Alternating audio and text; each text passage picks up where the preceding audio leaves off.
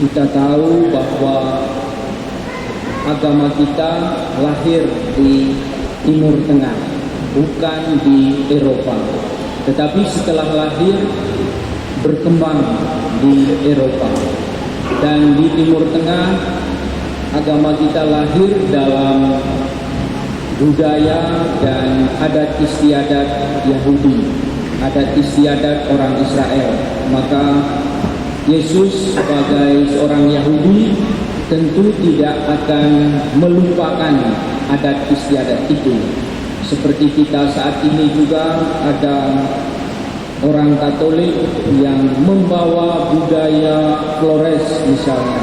Ada orang Katolik yang membawa budaya Timor. Ada orang Katolik yang membawa budaya Batak, budaya Jawa, budaya Manado dan sebagainya.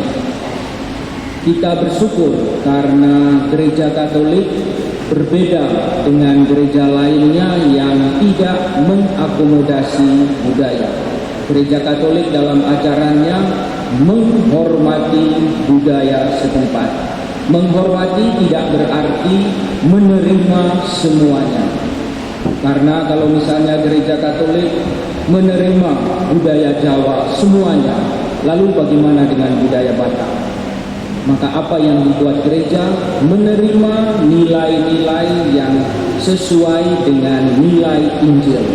Maka ketika kita menjadi orang Katolik, kita mempunyai nilai yang lebih tinggi dari nilai budaya kita.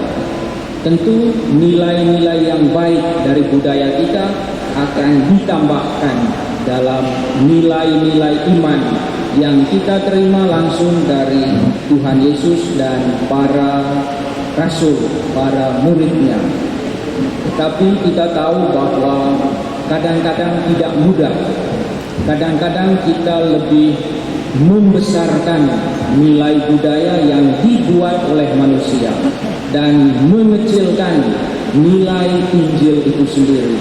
Maka dalam agama kita mengenal ada hukum manusiawi, tetapi ada juga hukum Tuhan. Hukum Tuhan itu kita tahu adalah hukum cinta kasih.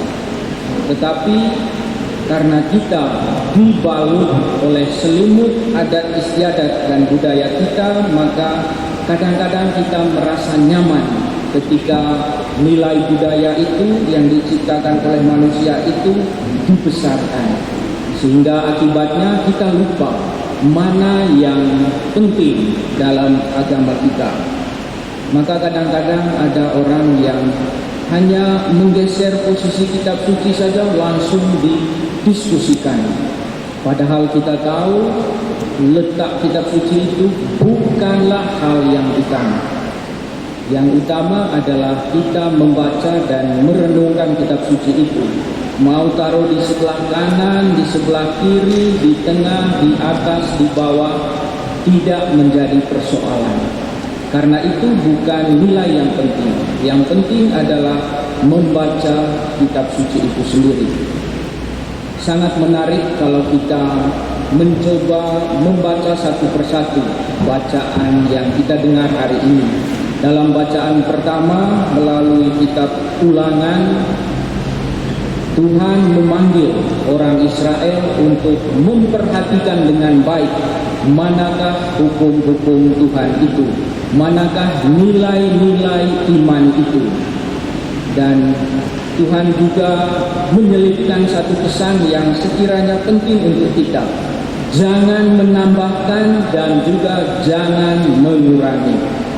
Kita tahu ada, kalau mendengar bagaimana umat kita berseloroh, ada yang mengatakan Romo sepertinya ketua kring lebih ketat dari peraturan paroki, atau ketua stasi lebih ketat dari pastor paroki, atau Romo paroki kita lebih ketat daripada aturan di keuskupan.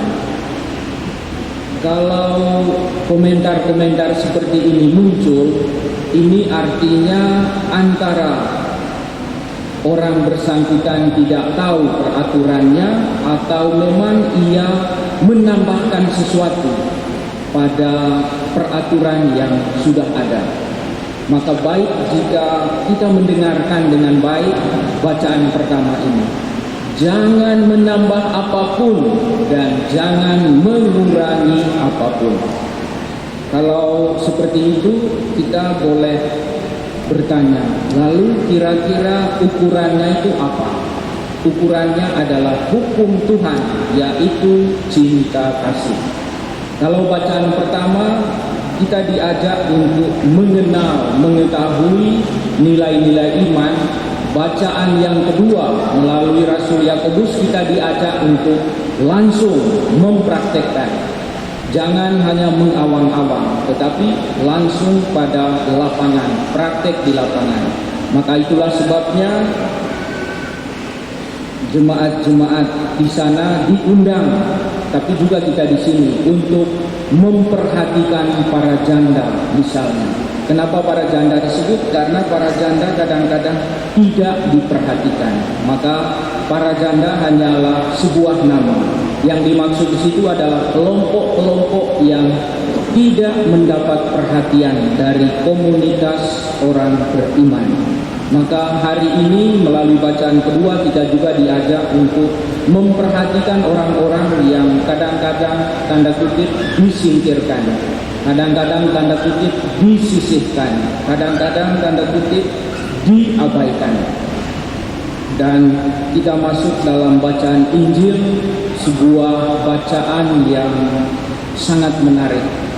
Karena mungkin kita bisa masuk dalam kelompok ahli-ahli Taurat yang melihat peraturan sebagai nilai yang paling tinggi dan disokong oleh kelompok yang mendukung ahli Taurat, yaitu orang-orang Farisi.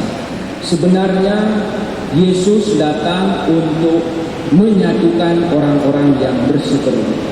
Ahli Taurat karena terlalu berpegang teguh pada hukum Taurat, maka mereka menganggap orang yang tidak setuju dengan hukum Taurat ini disingkirkan, disebut sebagai pendosa.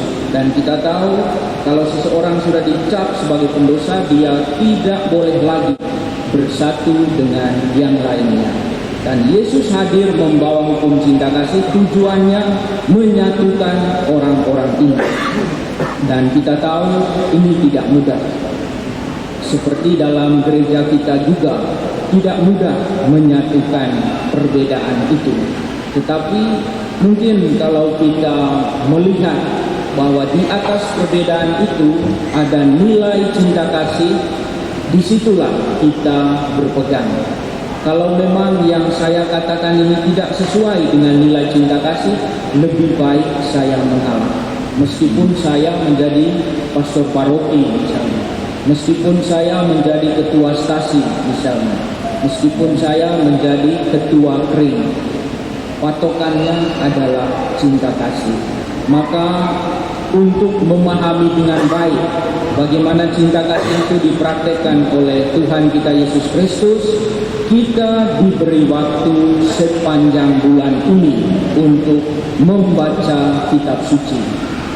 Ada seorang santo yang sangat terkenal yang membahas bahkan menerjemahkan kitab suci, Santo Hieronymus, yang mengatakan tidak mengenal kitab suci berarti tidak mengenal Allah. Tetapi ada juga satu kutipan lain yang sangat menarik. Dia mengatakan kalau kita berbicara dengan Allah, itu namanya kita berdoa, kita yang berbicara. Tetapi kalau kita mendengarkan Allah yang berbicara, itu namanya membaca kitab suci. Maka kalau kita membaca kitab suci, kita sedang mendengarkan Allah yang berbicara, bukan menerjemahkan, menafsirkan kitab suci sesuai keinginan kita. Kita membaca lalu mendengarkan, maka nanti pelan-pelan kita mampu juga mendengarkan Allah yang sedang berbicara kepada kita. Maka bulan ini menjadi kesempatan berahmat bagi kita untuk mendengarkan Allah yang berbicara melalui kitab suci.